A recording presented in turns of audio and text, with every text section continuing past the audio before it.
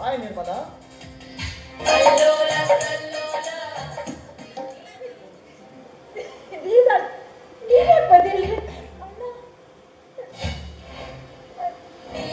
ಯಾಕೆ ನಿರ್ಮಲಾ ಹೀಗೆ ಕೇಳ್ತಾ ಇದೀಯಾ?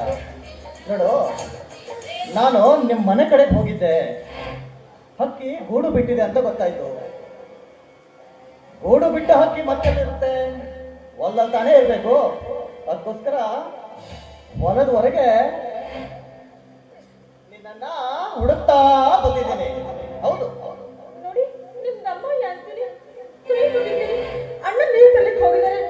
ಬಂದ್ರೆ ಅಷ್ಟ ದಯವಿಟ್ಟು ಬರೋಷ್ಟರಲ್ಲಿ ನೀನಂದ್ರೆ ನನಗಿಷ್ಟ, ನಿನ್ನ ನಗುವಂದ್ರೆ ನಿರ್ಮಲಾ, ನೀನು ನನಗೆ ಪ್ರಥಮ ದಿನದಂದು ಭೇಟಿಯಾದಾಗ ಒಂದು ಮಾತನ್ನ ಹೇಳಿದ ಮರ್ತು ಬಿಟ್ಟಿಯಾ? ಪ್ರೀತಿ ಮಾಡಬಾರ್ದು, ಮಾಡಿದರೆ ಈ ಜಗಕ್ಕೆ ಹೆದರಬಾರ್ದು ಅಂತ ನೀನೇ ಹೇಳಿಲ್ವಾ?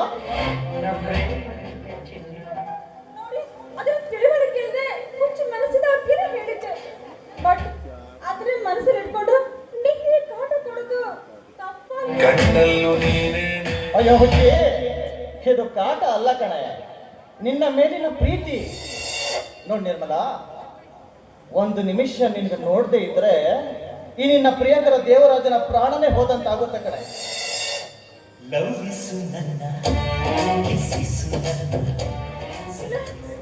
ಈ ವಿಷಯ ಏನಾದ್ರೂ ಸಮಾಜಕ್ಕೆ ಗೊತ್ತಾದ್ರೆ ಆಮೇಲೆ ಅಣ್ಣನಿಗೆ ಗೊತ್ತಾಗ್ಬಿಟ್ರೆ ನಮ್ಮ ಮನೆ ಮರ್ಯಾದೆಲ್ಲ ಹೊರಟು ಹೋಗ್ಬಿಡುತ್ತೆ.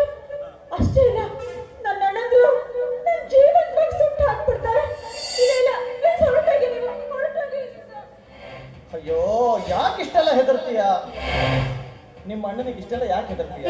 ನೋಡು, ನಮ್ಮಂತ ಕಳುವಿನಿಂದ ಮಾಡುವ ಪ್ರೀತಿಯನ್ನ ಮಾಡ್ತಾರಲ್ಲ, ಅಂತ ಪ್ರಿಯಕರನ್ನ ಕಾಪಾಡಲಿಕ್ಕೋಸ್ಕರನೇ ಆ ದೇವರಿದ್ದಾನೆ ಕಣೆ.